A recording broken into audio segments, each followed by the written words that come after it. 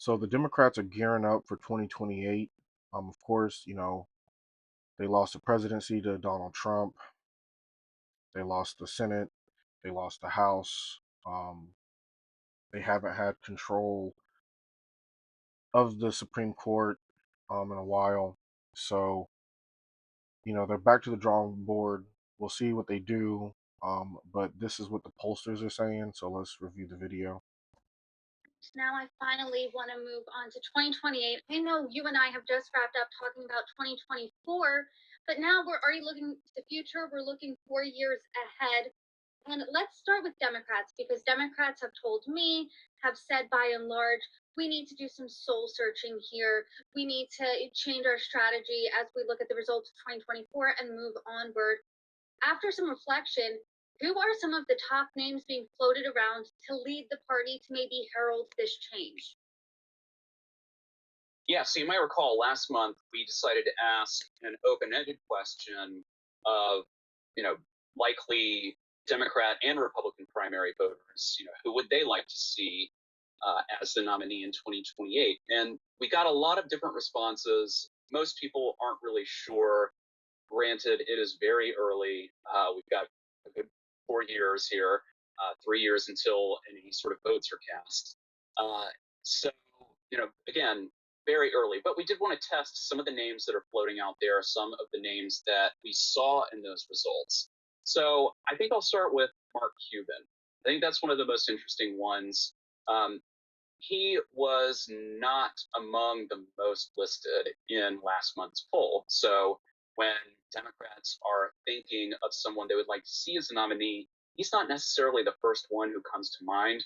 But we decided to test him anyway because he's very active on social media. He has a big presence, and frankly, he could fund a presidential run. So he is among the best known of the candidates, and he's also among some of the most liked. So 35% have a favorable view of him overall, 10% have never heard of him.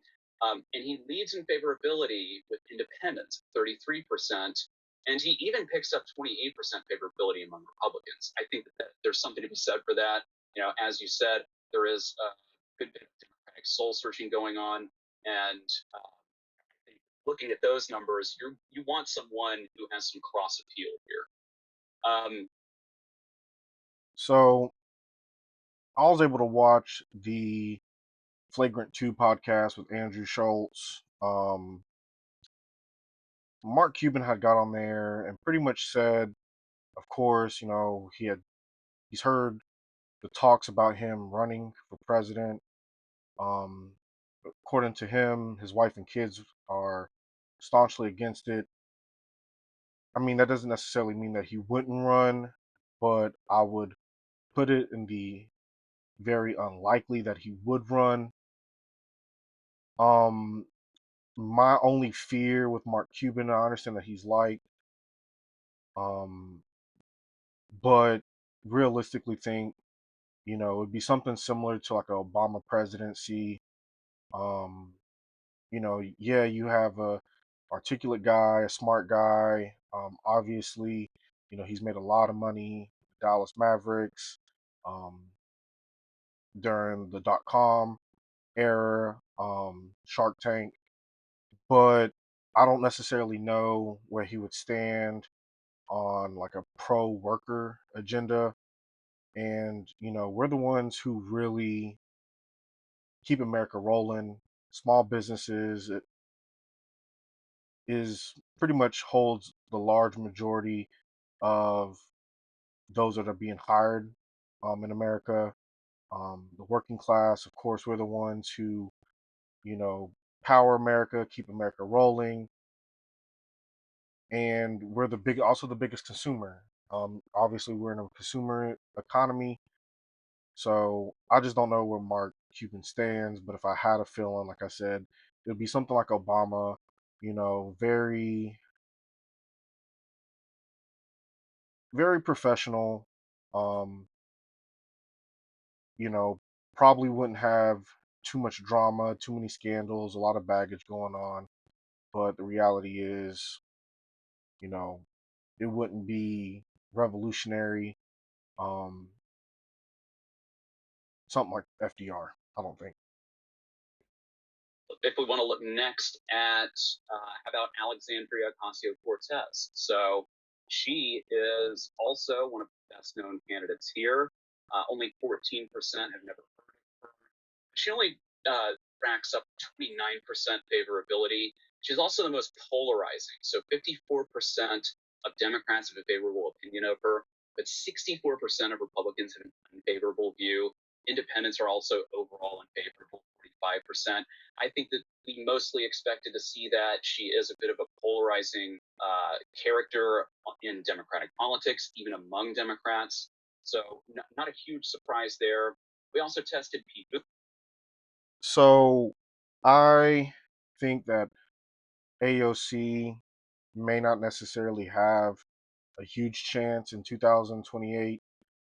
Obviously, I could be wrong, but the reality with AOC is, just from what I can kind of tell for the past 5, 6 years, she doesn't really have a backbone.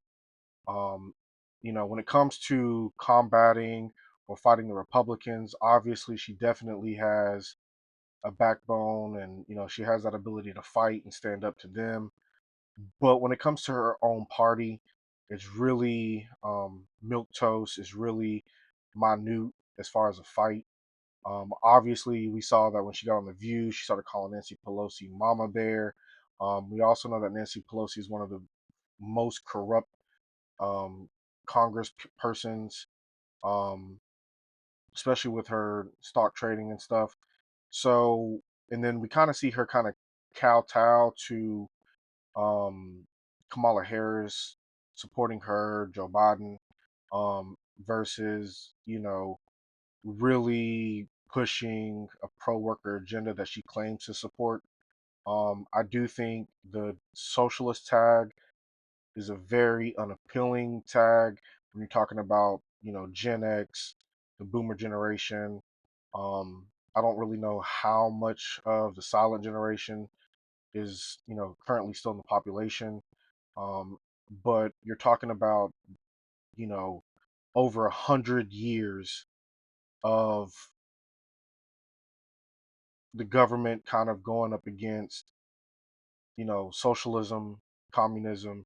And so her being labeled as a communist or socialist is a huge thing. Obviously, she's going to have the argument that democratic socialism is different than, China, Cuba, um, the Soviet Union, and all this other stuff, but it's still the tag of socialism. Um, the reality is, I don't think that sexism has huge role in it, but I mean, a lot of people are going to be concerned that if she doesn't have a backbone against the Democratic Party, how is she going to be able to have a backbone against a lot of these world leaders? MBS, Vladimir Putin, um, Xi Jinping, um, Kim Jong Un. Um, so that's a huge concern for a lot of people. Um, but I think ultimately her biggest downfall, that can really hinder her outside of just being somewhat scary, is the fact that she's very into the culture war. Um, you know, we got to say Latinx.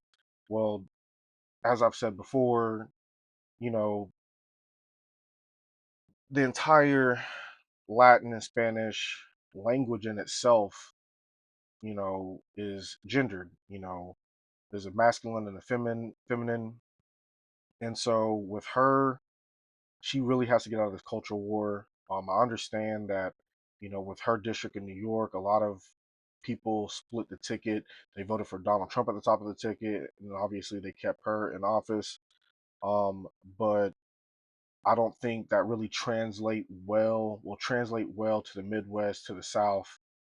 It may work great in like the Northeast.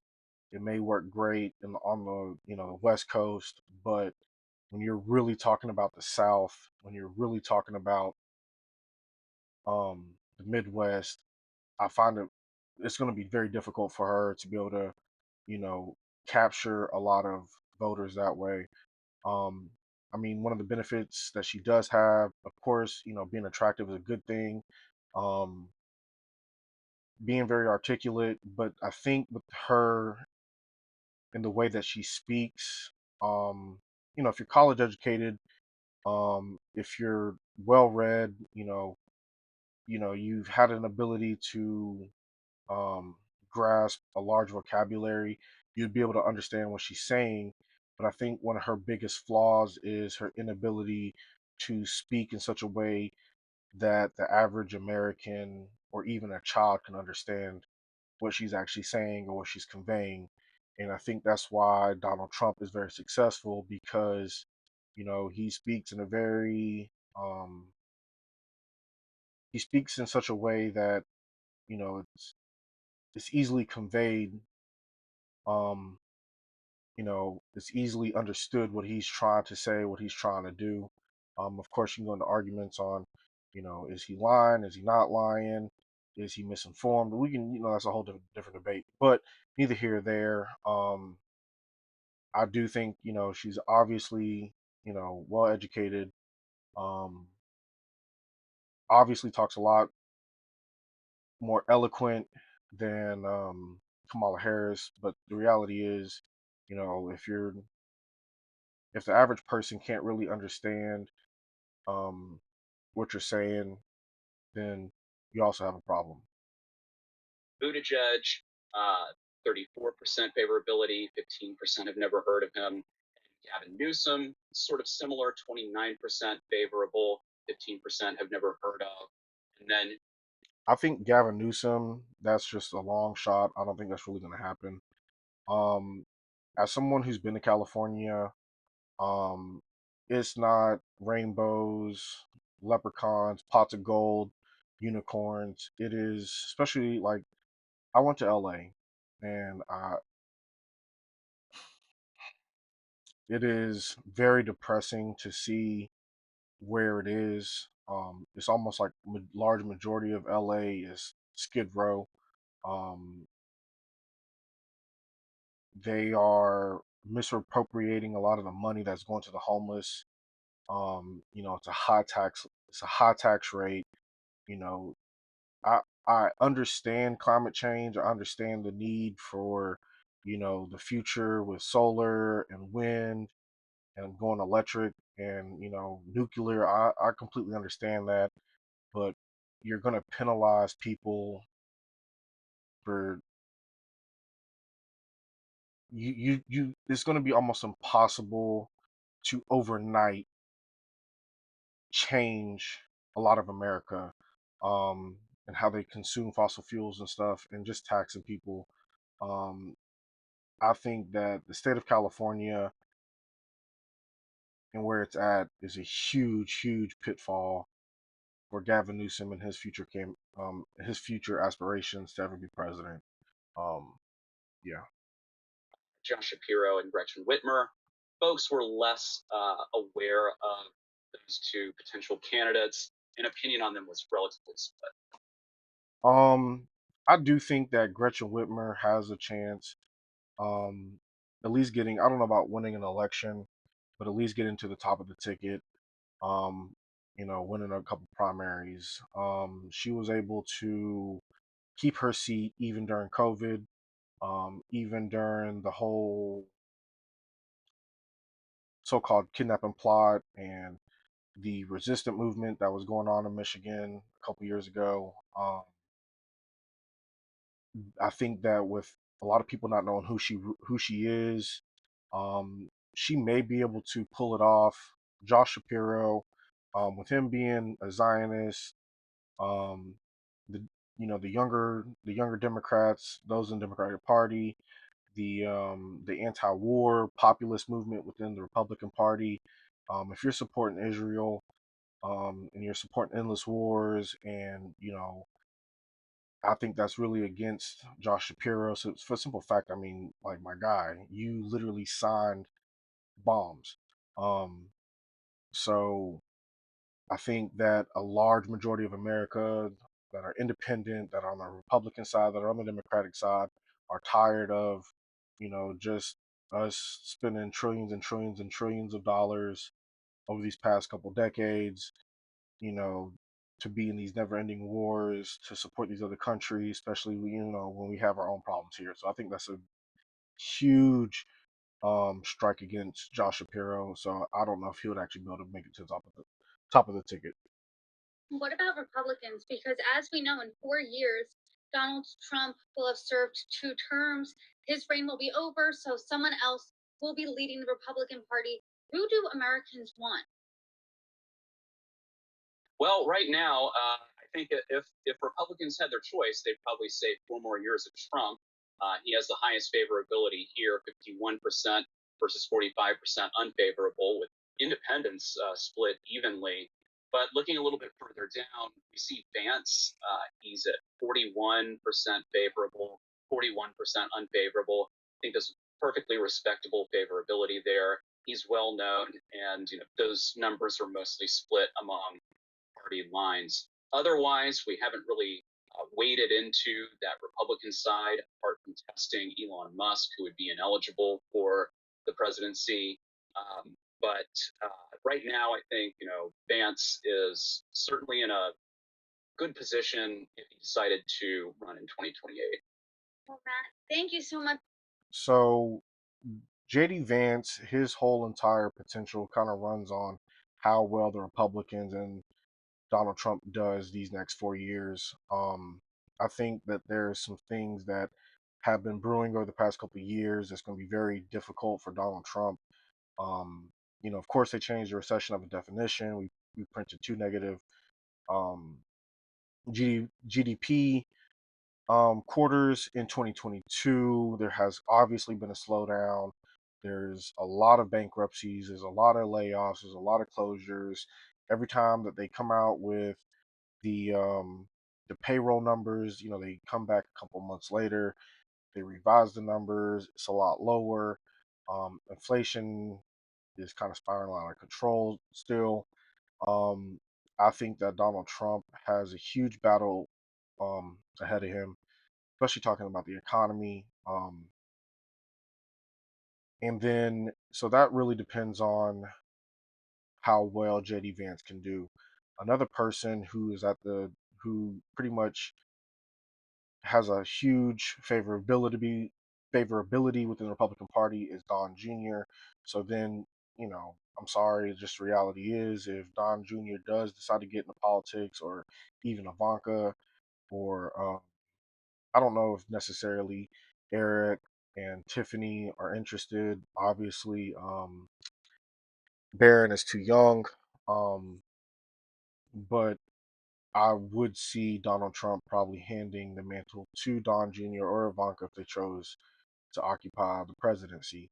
But even with both of those, it still boils down to how well Donald Trump is able to keep the economy afloat, you know, keep the working class happy, keep the populist, majority of the Republican Party happy, the base, and if he's able to keep a lot of the promises. Um, Vivek, I'm sorry, um, he does have a lot of skeletons in his closet. Um, so does Ron DeSantis. So does Nikki Haley. A lot of the establishment, corporate wing, non-populist wing of the Republican Party, it's almost impossible for them. I think the problem with Vivek is, yes, he's very articulate, but he will probably even piss off the deep state even more than Donald Trump will. And it's sad to say, I don't know if I know that he would be able to get a lot of the Republican vote, but I don't know if the large swath of the majority of Republicans will support a brown person. Um, it was kind of one of the comments that Ann Coulter made.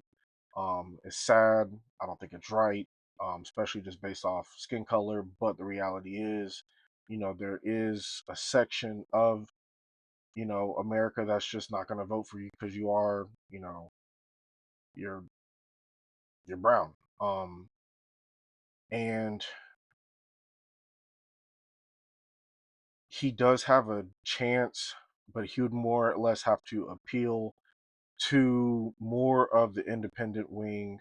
He'd have to overcome his skeleton, especially with his pharmaceutical company.